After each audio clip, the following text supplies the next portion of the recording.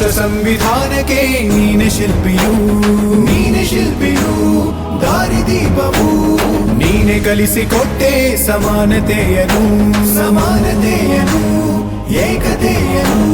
ರಾಷ್ಟ್ರ ಸಂವಿಧಾನಕ್ಕೆ ನೀನೆ ಶಿಲ್ಪಿಯು, ನೀನೆ ಕಲಿಸಿಕೊಟ್ಟೆ ಸಮಾನತೆಯನು.